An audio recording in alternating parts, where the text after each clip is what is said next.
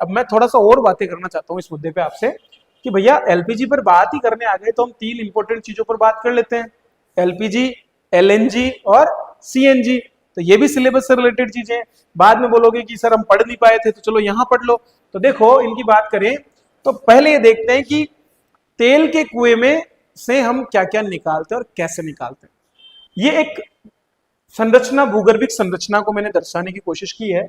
आप नीचे देख सकते हैं रिजर्वोयर रॉक है, ऊपर इम्परवियस रॉक है। रिजर्वोयर रॉक एक तरह की छिद्रित रॉक होती है जिसके वहां पर पानी भरा होता है, पानी के जस्ट ऊपर ऑयल होता है, ऑयल के ऊपर गैस होती है। ऐसा क्यों होता है? पानी की डेंसिटी ज्यादा है, क्रूड ऑयल की डेंसिटी उससे कम होती है और गैस की डेंसिटी उससे भी कम होती है। डेंसिटी वाइज ये ऊपर नीचे क्रम में जम जाते हैं, ठीक है। उसके बाद इम्परवियस रॉक की बात करें तो इम्परवियस रॉक एक तरह की कैप या ढक्कन है। इम्परवियस मतलब अभेद्य चट्टान, ऐसी चट्टान जिसमें से आप आसानी से पार नहीं जा सकते।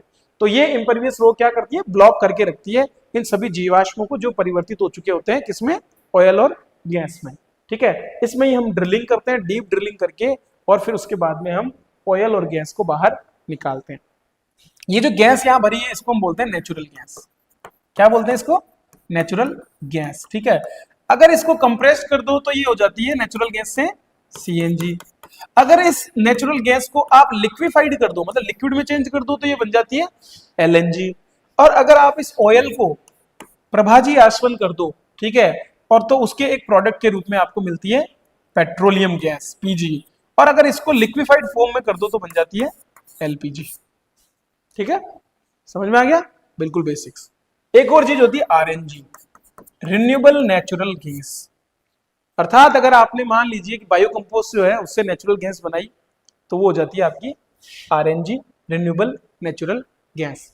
इन सब में फिर भी थोड़ा सा कार्बन प्रोडक्ट है, लेकिन यहाँ पर कार्बन प्रोडक्ट नहीं है। तो पूरी तरह से ये साफ सुथरा या स्वच्छ ईंधन यहाँ पर माना जाता है, ठीक है। प्योर मेथेन होता है। चलिए, तो ये देख लिया। अब हम थोड़ा सा अंतर भी देख लेते हैं तीनों के अंतर, भाई क्या क्या अंतर है, तो लिखने तो पड़ेंगे ना अंतर। तो सीएनजी, नाम जैसा मैंने बताया कंप्रेस करना है, तो कंप्रेस्ड प्राकृतिक गैस सीएनजी है, गैस ही, नाम में देखो क्या है? गैस, तो गैस ही है। एलएनजी, द्रवीकृत प्राकृतिक गैस, प्राकृतिक गैस तो है लेकिन लिक्विफाइड की हुई है, मतलब लिक्विड फॉर्म में।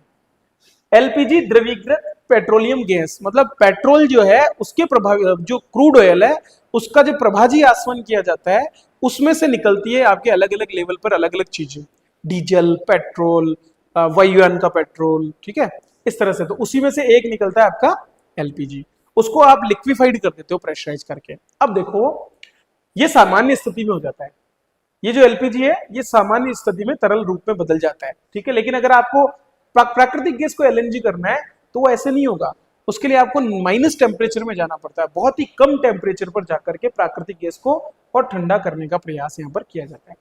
घटक क्या होते हैं इसमें? मुख्यतः मीथेन होता है, इसमें भी मीथेन ही होगा क्योंकि देखो दोनों एक ही चीज है, बस उसका आपने क्या किया है? स्टेट बदली है। इधर बात करें तो इसमें प्रोपेन और ब्यूटेन होता है। अब ये क्या क्या होते हैं? तो मीथेन CH4, तो मैथ, एथ, प्रोप, ब्यूट, पेंट, हेक्स, इस तरह से आपको पूरा चलता है। एथेन की बात करें तो C2H6, C3H8 और C4H10, ठीक है। तो ब्यूटेन C4H10 और प्रोपेन C3H8, ये दो इंपॉर्टेंट। अब देखो जितना छोटा कार्बनिक यौगिक होगा ना उतना ही बेहतर तरीके से जलेगा, ठीक है, और उतना ही कम अवशेष यहाँ पर छोड़ेगा। तो आपको ये ध्यान रखना है, ठीक है। उपयोग वाहन ईंधन के रूप में हम करते हैं सीएनजी का प्रयोग सिंपली।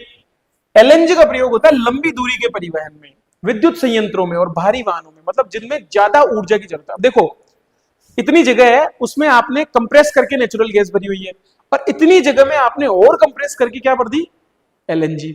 अब एलएनजी की जो क्षमता हो गई वो बढ़ गई क्योंकि उसका घनत्व बढ़ गया। लिक्विड होगा तो लिक्विड का घनत्व ज्यादा है ना, तो वहां पर एक अपेक्षाकृत कम एरिया में ज्यादा मात्रा में क्या है आपके पास में प्रोडक्ट है, ठीक है, तो वो ज्यादा मात्रा में आपको लाभ देगा। गैसोलीन या डीजल की तुलना में ज्यादा स्वच्छ ईंधन इसको माना जाता है, ठीक है। इसमें उच्च ऊर्जा घनत्व होता है। नुकसान क्या है? उच्च दबाव भंडारण की आवश्यकता होती है। इसमें क्या है? क्रायोजेनिक उपकरणों की आवश्यकता होती है। क्रायोजेनिक मतलब जो जमाव बिंदु के भी पार चले जाते हैं, ठीक है। यहां पर एलपीजी में तरल अवस्था में होती है, तापन, खाना पकाने, वाहनों में ईंधन के रूप में, इन सब में हम प्रयोग करते हैं, ठीक है। लाभ क्या है? व्यापक रूप से उपलब्ध होती है, आसानी से संग्रहित हो जाती है, परिवहन किया जा सकता है।